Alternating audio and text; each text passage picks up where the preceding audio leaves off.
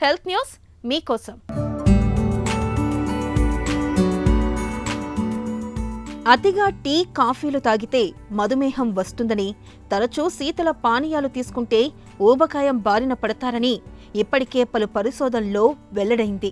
వీటికి కొనసాగింపుగా రోజుకు 2 సార్లకు మించి చక్కెరతో టీ, కాఫీలను తాగేవారికి మధుమేహంతో పాటు ఊబకాయం వస్తుందని, శీతల పానీయాలు తీసుకుంటే ఊబకాయానికి అదనంగా టైప్ 2 మధుమేహం వస్తుందని హైదరాబాద్లోని Tata institute of fundamental research TIFR పరిశోధకులు పేర్కొంటున్నారు.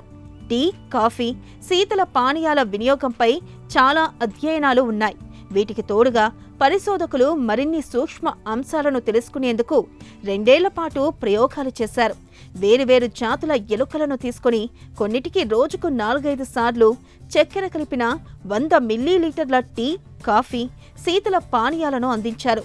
మరికొన్నిటికి ప్రతి 3 గంటలకు ఒకసారి ఇచ్చారు. వీటి రక్త నమూనాలను పరిశీలించినప్పుడు ఎలకల్లోనూ మధుమేహం, ఊబకాయం లక్షణాలు కనిపించాయి. ఈ ప్రయోగ ఫలితాలను అమెరికాలోని నేషనల్ ఇన్స్టిట్యూట్ ఆఫ్ హెల్త్ అధ్యయనం చేసిన గ్లోబల్ డైటరీ డేటాబేస్తో సరిపోల్చారు. ఈ పరిశోధన పత్రాన్ని ఇటీవల ప్రముఖ అంతర్జాతీయ జర్నల్ న్యూట్రిషియల్ బయోకెమిస్ట్రీ ప్రచురించింది.